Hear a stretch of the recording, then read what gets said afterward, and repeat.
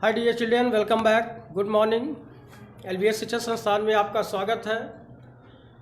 बच्चों, हम translate practice में इम्परेटिव सेंटेंस के वाक्यों का प्रैक्टिस किया गया।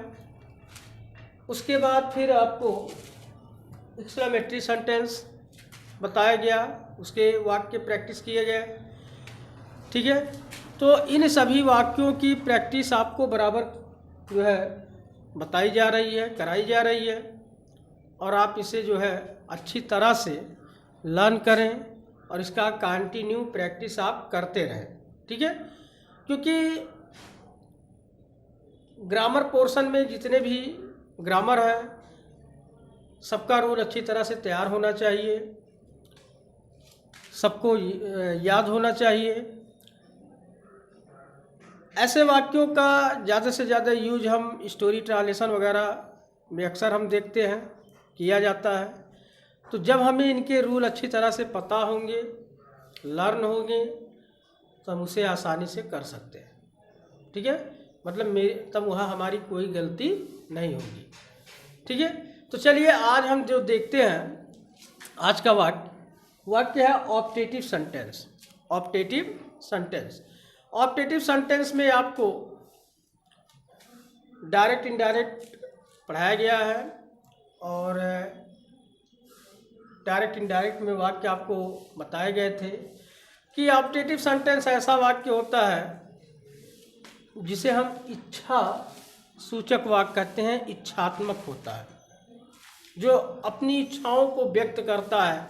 मतलब क्या है, कहता है कि ईश्वर से प्रार्थना या इच्छा प्रकट करने वाले वाक्य को, ध्यान दें, ईश्वर से, कहता है ईश्वर से प्रार्थना या इच्छा प्रकट करने वाले वाक्य को ऑप्टेटिव सेंटेंस कहते हैं। बात समझे ना, कि ईश्वर से, गॉड से, ईश्वर से प्रार्थना या इच्छा प्रकट करने वाले शब्द को हम क्या कहते हैं, ऑप्टेटिव सेंटेंस कहते हैं। कहता है कि ऐसे वाक्य प्रायः में से प्रारंभ होते हैं तथा वाक्य के अंत में संबोधन चिन्ह लगा होता है। ऐसे वाक्य प्रायः किससे प्रारंभ होते हैं, में, MAY, में से प्रारंभ होते हैं तथा अंत में संबोधन चिन्ह लगा होता है। बात समझ गए?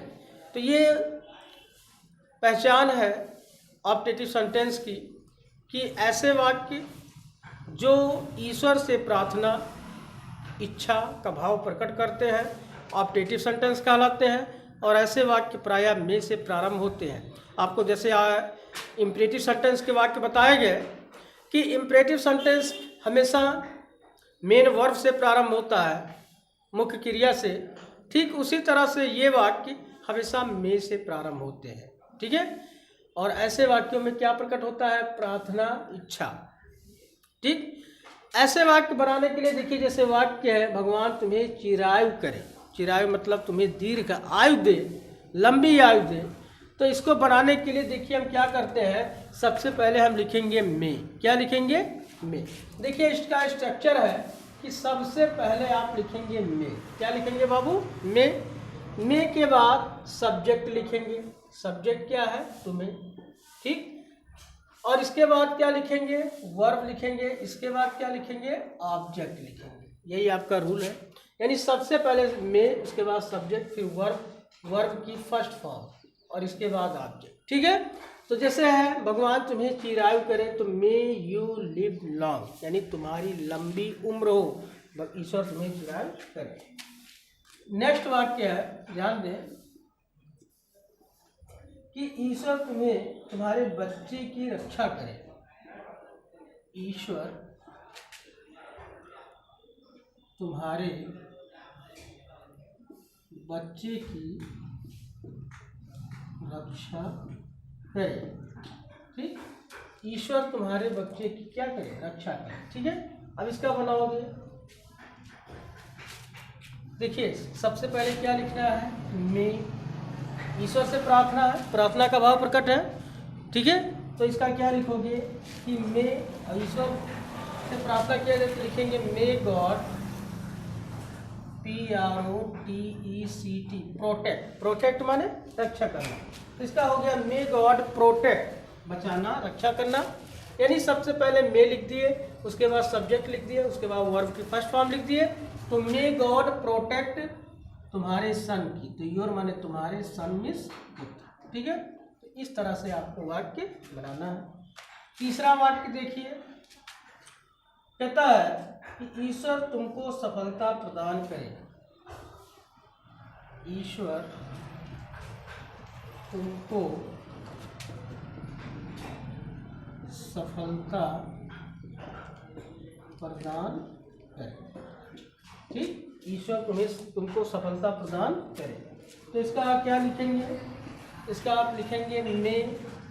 ठीक है, may God grant you success. May God grant you success मतलब ईश्वर तुमको सफलता प्रदान करे। May God grant you success. Next है, ईश्वर तुम्हें एक पुत्र दे। ईश्वर तुम्हें एक पुत्र दे। इसका बनाओगे मे गॉड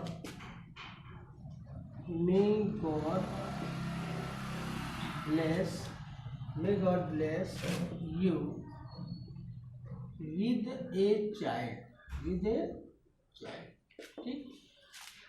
ठीक है, तो इस तरह से आपको देखना है, लर्न करना है बच्चों। आप लर्न करते रहिए।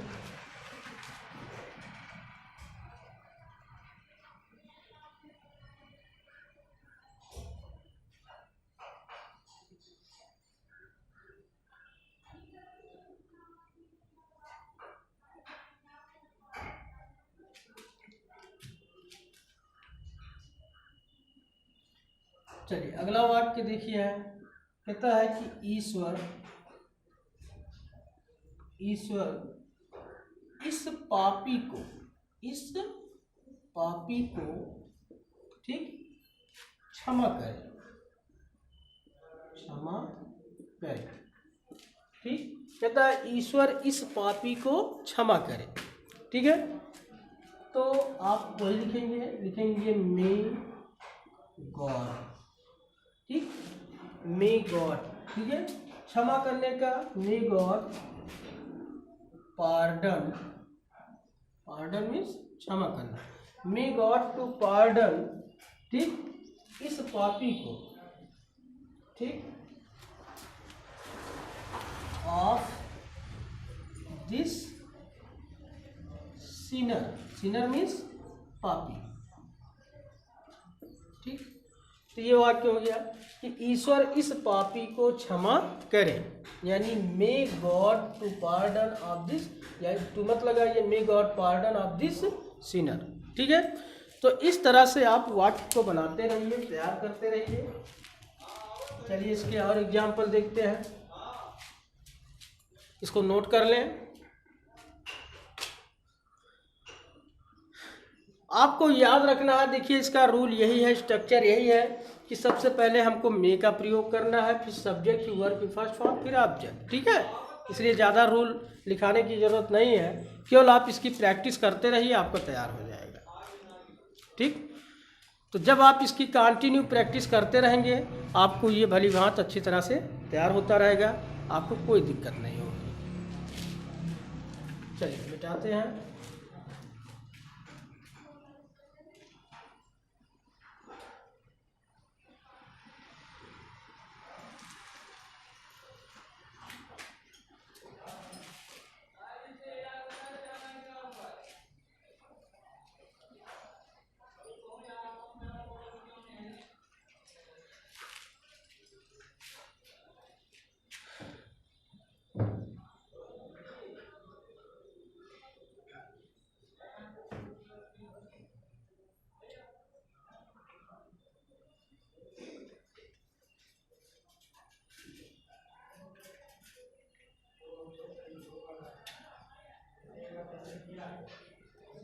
हाँ, कहता है देखिए अगला है, कहता है कि ईश्वर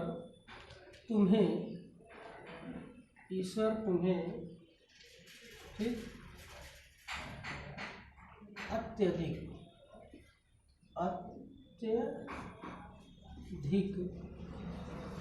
साहस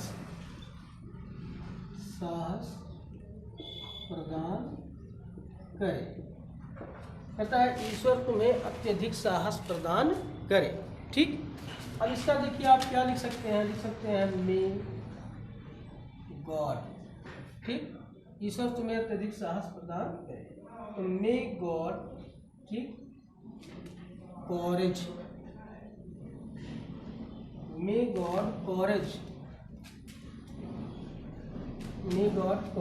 यू मोर। ठीक है, मे गॉड कॉरेज यू मतलब ईश्वर तुम्हें अत्यधिक साहस प्रदान।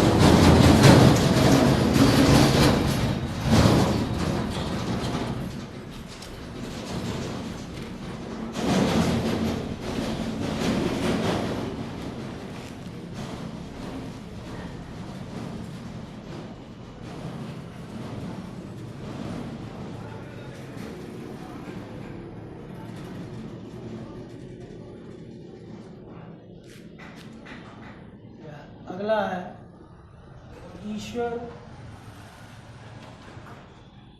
करे तुम दीर्घायु हो। ईश्वर करे तुम दीर्घायु हो।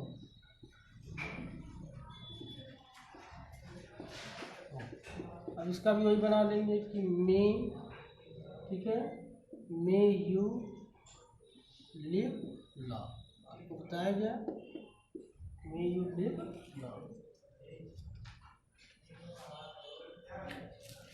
ठीक, तो इस तरह से बच्चों आप इसको लर्न करते रहिए, तैयार करते रहिए और इसकी प्रैक्टिस करते रहिए ताकि भली भांति अच्छी तरह से आपको तैयार हो जाए। और इन चीज़ों का सेंटेंस एक्सरसाइज प्रैक्टिस आपको बार बार इसलिए कराया जा रहा है ताकि आपको दिक्कत ना हो। आप जितना ही एक्सरसाइज इसका ज़्यादा करेंगे, जितने ज़्यादा करेंगे एक्सरसाइज आपका उतना बढ़िया तैयार होगा। ठीक है, तो इन चीज़ों को तैयार करते रहिए। धन्यवाद, थैंक यू वेरी मच।